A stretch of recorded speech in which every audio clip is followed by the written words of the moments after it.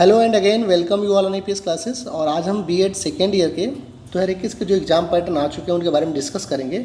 और ये वीडियो आपको बड़ा हेल्पफुल होने वाला है। इसमें हम आपको सिलेबस के साथ साथ ये बताएंगे कि किस तरीके का अप्रोच रखना है आपको एमसीक्यू के लिए। जैसा कि बताया गया है यूनिवर्सिटी गोरखपुर के द्वारा कि इस बार बीएड फर्स्ट ईयर के बारे में बोला गया है कि बीएड फर्स्ट ईयर के जो बच्चे हैं वो पिछले साल की तरफ प्रमोट कर दिए जाएंगे। और अगर सेकेंड ईयर की बात करें तो बीएड सेकेंड ईयर के बारे में जो इस बार गाइडलाइन आई है वो कुछ इस प्रकार से है, आप इसे एक बार देख सकते हैं कि बीएड द्वितीय वर्ष के सैद्धांतिक प्रश्न पत्रों के बहुविकल्पी ओएमआर पद्धति पर एग्जाम कराए जाएंगे। अनिवार्य प्रश्न पत्र प्रथम व चतुर्थ, मतलब कि जो पहला पेपर आपका होता है टीचिंग एवं लर्निंग वाला वो, और चौथा पेपर जिसमें होता है पॉपुलेशन और इन्वायरमेंटल एजुकेशन वो, ये दोनों का जो है एक आपको एमसीक्यू पेपर होगा। और जो तीसरा पेपर और दूसरा पेपर होता है मतलब ये आपके सब्जेक्ट से रिलेटेड होता है। अगर आप मैथमेटिक्स के स्टूडेंट हैं तो आपको mathematics and material science 2 paper होगा, ठीक है। अगर आप मान लीजिए आर्ट बैकग्राउंड से हैं तो आपका हिंदी होगा, या फिर हिंदी की टीचिंग होगी, या फिर सोशियोलॉजी की टीचिंग होगी, जो भी होता होगा वट एवर। बट अगर आप मैथ्स के हैं या फिर साइंस के हैं तो आपको एक मटेरियल साइंस, और एक अगर आप बायोलॉजी के हैं तो आपको बायोलॉजिकल साइंस होगा, और मैथ के हैं तो मैथ और मटेरियल साइंस, ठीक है।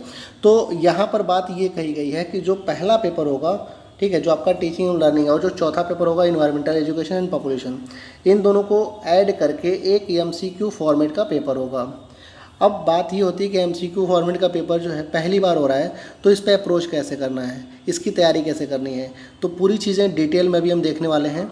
कुछ मैं आपको क्वेश्चंस भी बताऊंगा कि कैसे क्वेश्चन पूछे जा सकते हैं, क्या क्वेश्चन का प्रारूप हो सकता है, और भी जो क्वेश्चंस इसके बनेंगे मैं अपने चैनल से नियर अबाउट 100+ क्वेश्चन एक पेपर से ज़रूर अपलोड करूँगा, तो आपको वो बेनिफिट देगा एग्ज़ाम में। और चैनल को आप सब्सक्राइब करिए, फिर डेली का डेली हम लोग करते रहेंगे क्वेश्चन। तो पहले हम बात करेंगे सिलेबस की। तो यहाँ पे देखिए आपका जो बीएड सेकेंड ईयर है इसमें टीचिंग एवं लर्निंग जो आपका सिलेबस है, थोड़ा सा सिलेबस पे अगर हम अप्रोच करें तो सिर्फ हम सिलेबस की हेडिंग को देखेंगे। अच्छा, हेडिंग से क्वेश्चन कैसे बन सकते हैं इसके बारे में डिस्कस करेंगे। तो पहला जो यूनिट है आपका teaching as a complex activity, इसमें लेवल ऑफ टीचिंग की बात की गई है, ठीक है, जिसमें 3 लेवल की बात की गई है। ओके, मेमोरी है, अंडरस्टैंडिंग है और रिफ्लेक्सिव है। अच्छा, अभी जो मेरा पीपीटी है या फिर जो भी मैंने क्वेश्चंस आपके सामने रखे हैं ये सारे के सारे जो हैं टोटली इंग्लिश में हैं। बट आप बिल्कुल इसके बारे में निश्चिंत रहिए, जब मेरे वीडियोज़ आएंगे एमसीक्यू पैटर्न पे तो वो हिंदी और इंग्लिश दोनों में रहेंगे, ठीक है। मैं एक साइड में इंग्लिश में लिखूंगा, दूसरे साइड में हिंदी में, या फिर मैं टोटली हिंदी में ही अपलोड करूँगा, क्योंकि मुझे पता है हिंदी माध्यम के विद्यार्थी ज़्यादा हैं, ठीक है। तो फिलहाल जो है यहाँ पे हम अगर सिलेबस को देखेंगे तो पहला जो आपका यूनिट है teaching as a complex activity है, फिर teaching as a communication process है, फिर teaching as a diverse classroom है, फिर method of teaching and lesson planning है, फिर टीचिंग एज अ प्रोफेशन है। तो ये सारे आपके जो यूनिट है ना, यूनिट में कैसे कैसे क्वेश्चन बन सकते हैं। तो यहाँ पे देखो पहला क्वेश्चन दिया है how many level of teaching, कितने लेवल ऑफ टीचिंग है। तो यहाँ पे 3 लेवल है, मेमोरी, अंडरस्टैंडिंग एंड रिफ्लेक्सिव। तो ऑप्शन आपका सी करेक्ट होने वाला है। अच्छा, सेकेंड जो है चीज़ जो है who among the following has divided teaching phase into 3 part.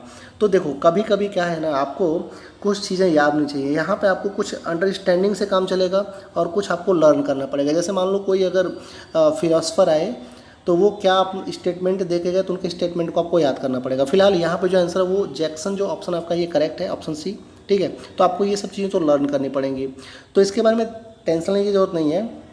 मैं ओवरऑल यहाँ पे पेपर 1 से 100+ क्वेश्चन आपको मैं दूंगा एमसीक्यू फॉर्मेट में, ठीक है। और 4th पेपर का भी मैं आपको लगभग जो है 100 का 200+ क्वेश्चन मैं आपको प्रोवाइड करूंगा, जो कि वेरी इंपॉर्टेंट हो सकते हैं और आपको बड़ा बेनिफिशियल होंगे। देखो अभी आपका ये जो बीएड है ना, बीएड में तो होगा ही होगा, इसके बाद जो आपका सीटेट का एग्जाम होने वाला है उसमें भी आपको ये फ़ायदा करेगा, ठीक है। अच्छा, यहाँ पे जो 3rd क्वेश्चन है उसको देखते हैं, instruction as a primary stage need to be. अब देखो ये क्वेश्चन ना कई बार जो है सीटेट के एग्जाम में भी पूछा हुआ है। तो देखो जो प्राइमरी लेवल पे इंस्ट्रक्शन होता है वो स्टूडेंट सेंटर्ड होना चाहिए, यहाँ पे ऑप्शन सी आपका करेक्ट होगा, ठीक है। तो इस तरीके से जो पहला पेपर आपका है डायरेक्ट यूनिट से कैसे क्वेश्चन बनेंगे, मतलब हेडिंग से क्वेश्चन बन सकते हैं एमसीक्यू टाइप के। और अगर आप हेडिंग पढ़ते हो तो उसके जो अंदर की बातें लिखी हैं उनके बारे में आपको एक जो है थोड़ा सा आइडिया तो लग जाता है। और अगर देखा जाए तो जो पहला पेपर है ना, ये पूरा आपका थोड़ा सा मतलब टीचिंग वाली जो फीलिंग है ना, मतलब कि स्टूडेंट सेंटर्ड होना चाहिए, स्टूडेंट के ऊपर फोकस होना चाहिए, जो भी चीज़ें हों वो स्टूडेंट के लिए हेल्पफुल हों, तो इस तरीके की बातें यहाँ पे हैं, ठीक है। अभी फ़िलहाल जो है हम फोर्थ पेपर की बात करें तो फोर्थ पेपर में देखो बहुत सारी चीज़ें तो यहाँ पे ऐसी हैं ना जो आपको अंडरस्टैंडिंग से समझ में आ जाएगी। जैसे पहला क्वेश्चन दे रखा है कि the main aspects of environmental education, मतलब कि इन्वायरमेंटल एजुकेशन के क्या एक्सपेक्ट होंगे, मतलब कि उसके बारे में क्या अवधारणा होंगी, क्या मतलब क्या आपको उससे बेनिफिट होने वाला है। तो पहला इन्वायरमेंटल अवेयरनेस है, दूसरा इन्वायरमेंटल कॉन्शियसनेस है। ठीक है, कि मतलब आपको इन्वायरमेंटल मतलब पर्यावरण के बारे में आपको जागरूक करना है, पर्यावरण के बारे में आपको जो है कुछ चेतना आपको डेवलप करनी है। तो यहाँ पे आपको देख के ही लगेगा कि ऑप्शन सी करेक्ट होगा, बोथ ए एंड बी। मतलब कि इन्वायरमेंटल एजुकेशन का जो उद्देश्य है वो क्या है, आपको इन्वायरमेंट के बारे में जागरूक करना, उसके बारे में जो है आपको थोड़ा सा चेतना आपके अंदर जो है पैदा करना। अब कह रहा है कि the ecosystem is given by, अब ये आपको लर्न करना पड़ेगा। ठीक है, जैसे कुछ क्वेश्चन यहाँ पे भी लर्निंग वाले होंगे और कुछ क्वेश्चन आपको यहाँ पे अंडरस्टैंडिंग वाले होंगे। तो यहाँ पे जो इसका आंसर होने वाला है ऑप्शन यहाँ पे आपको ऑप्शन यहाँ पे जो करेक्ट होने वाला है, पहले दिया है इवांस, फिर एजी टेंसल दिया हुआ है, फिर उसके बाद जो है सीई क्लार्क दिया हुआ है। तो यहाँ पे जो ऑप्शन बी है वो करेक्ट होने वाला है। ठीक है, अच्छा हम थोड़ा सा सिलेबस के बारे में बात करेंगे। तो यहाँ पे देखो पहली चीज़ कि आपको सिलेबस बड़ा अच्छे से पता होना चाहिए। पूरे के पूरे जो है एमसीक्यू फॉर्मेट में सबसे इम्पोर्टेंस क्या होता है कि आपको सिलेबस अंडरस्टैंडिंग होना चाहिए कि सिलेबस में क्या क्या है। तो पॉपुलेशन एजुकेशन है, फिर population and quality of life है, फिर पॉपुलेशन एजुकेशन इन स्कूल्स है। तो ये सारी चीज़ें, तो पॉपुलेशन से क्वेश्चन फिलहाल मैंने यहाँ पे कोई नहीं मेंशन किया है। तो आगे जब हम वीडियो अपलोड करेंगे तो क्वेश्चंस यहाँ से भी होंगे। और फिर इन्वायरमेंटल एजुकेशन है, मीनिंग, स्कोप एंड नेचर है। ठीक है, अभी नेचर पे ही क्वेश्चन बन सकता है, मीनिंग पे क्वेश्चन बन सकता है, यहाँ पे एस्पेक्ट्स का क्वेश्चन बना है। अच्छा कुछ जो है यहाँ पे आप देखो ओजोन लेयर की बात की जाएगी, ग्रीन हाउस इफेक्ट होगा। आपको पता है ये जो पोर्सन है ना ये पूरा का पूरा कॉम्पिटिशन लेवल का है। जैसे किसी ने एसएससी का पेपर दिया होगा, किसी ने यूपी पीसीएस का अगर पेपर दिया होगा, तो उसमें इन्वायरमेंटल स्टडी से जो क्वेश्चन ये वाला है ना मतलब पॉपुलेशन से रिलेटेड, ये बड़ा इंपॉर्टेंट है। यहाँ पे ग्रीन हाउस इफेक्ट में हम जो है carbon monoxide, chlorofluorocarbon, carbon dioxide, ये सारी चीज़ें बात करेंगे। ओजोन लेयर की बात करेंगे। ओजोन लेयर की बात जब हम करेंगे तो कुछ एटमॉस्फेयर का भी वहाँ पे जिक्र होगा, जिसमें बताया जाएगा कि एटमॉस्फेयर जो है उसमें ट्रोपोस्फेयर होता है, स्ट्रेटोस्फेयर होता है। जैसे हम ट्रोपोस्फेयर हो गया, स्ट्रेटोस्फेयर हो गया, ठीक है। और फिर जो है सबसे ऊपर जो होता है एक्सोस्फेयर होता है, आयनोस्फेयर होता है, थर्मोस्फेयर होता है।